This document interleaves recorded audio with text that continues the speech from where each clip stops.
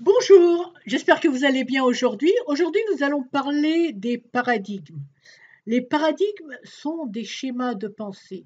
Mon nom est Agnès Boukaram, vous êtes bienvenue dans ce groupe Facebook où vous allez trouver des formations sur le développement personnel. Entre guillemets, le développement personnel est est une façon pour vous de devenir la meilleure version de vous-même.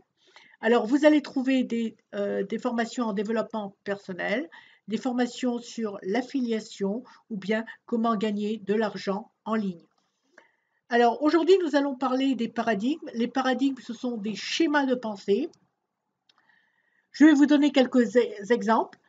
Si vous êtes quelqu'un qui est toujours en retard, peu importe que vous mettiez votre réveil 30 minutes plus tôt ou que vous quittiez la maison 1 heure plus tôt, si vous êtes mentalement programmé pour être en retard, vous allez sans aucun doute attirer des embouteillages, un café renversé ou une autre circonstance qui aura le même résultat que votre paradigme, que votre croyance, être en retard avec lequel vous êtes aligné.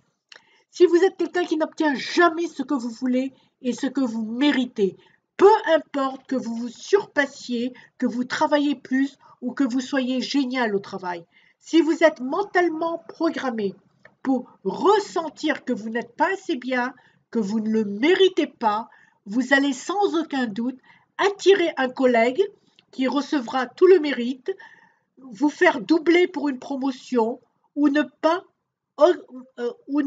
obtenir, excusez-moi, l'augmentation de salaire que vous méritez. Pourquoi? Car votre ressenti se trouve sur les mêmes fréquences que votre paradigme je ne suis pas assez bien avec lequel vous êtes en harmonie.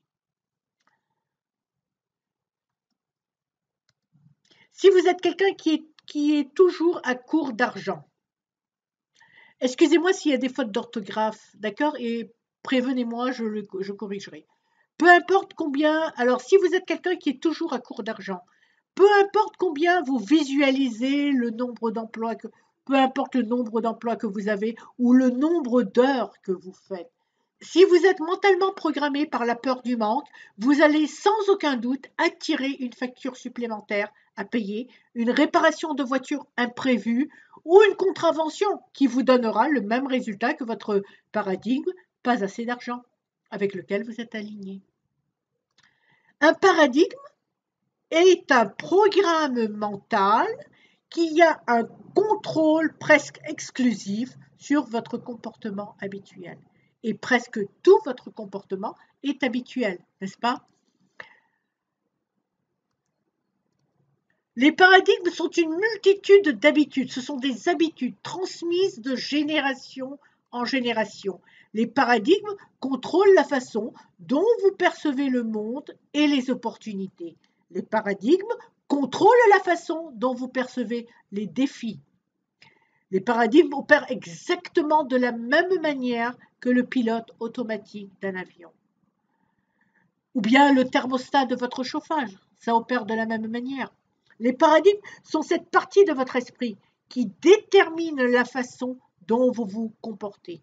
Alors, comment un paradigme se forme-t-il? Avant de parler comment le paradigme se forme, il est essentiel de comprendre que votre esprit est la plus grande puissance de toute la création. Et ça a été une découverte du docteur J.P. Ryan il y a à peu près 70 ans maintenant, si je ne dis pas de bêtises. Alors, regardons votre esprit et vos paradigmes. En 1934, Dr. Thurman Fleet était très impliqué dans l'art de la guérison et la santé holistique. Il a dit que l'esprit est une activité et non une chose. Personne n'a jamais vu l'esprit. Afin de mieux comprendre et éliminer la confusion, je vais créer une image avec laquelle nous pourrons travailler. Et il a créé cette image que nous appelons le bonhomme allumette ou bien the stick person. Alors, si vous constatez sur notre bonhomme allumette, nous avons créé l'esprit beaucoup plus grand que le corps. Cela est fait exprès.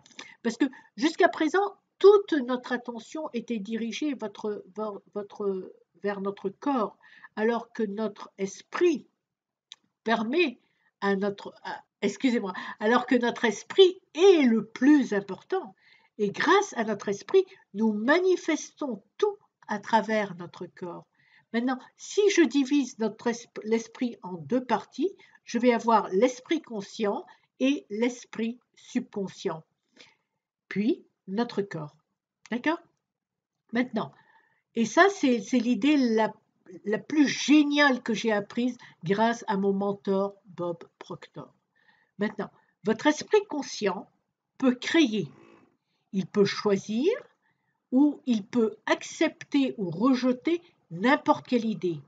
Votre esprit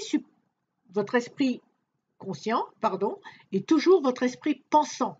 C'est l'esprit éduqué, c'est votre intelligence. L'esprit subconscient, par contre, c'est votre esprit émotionnel. Il ne peut rejeter aucune idée. Une fois qu'une idée a été imprimée sur votre esprit subconscient, il ne peut que la réaliser. D'accord?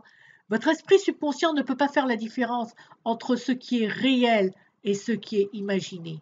Maintenant, lorsque vous étiez enfant, avant l'âge de 6 ans, toutes les nouvelles que vous écoutiez à la télévision, tout ce que les autres personnes disaient, tout ce que vous écoutiez à la radio, toutes les discussions qui se faisaient dans votre environnement étaient directement conditionnées dans votre subconscient.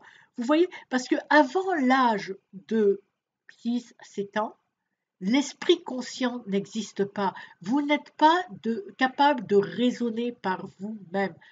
Tout ce que l'on vous dit, vous le preniez pour acquis. Et tout cela a formé vos paradigmes. Maintenant, il est vrai que vos parents, vos éducateurs, les personnes autour de vous, ont essayé de vous éduquer de la meilleure façon qu'ils savaient. Et donc, ils vous ont transmis toutes leurs habitudes. Et ça a formé vos paradigmes.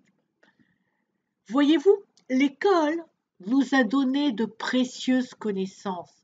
Cependant, l'école ne nous a jamais appris à modifier nos anciens paradigmes ou notre conditionnement.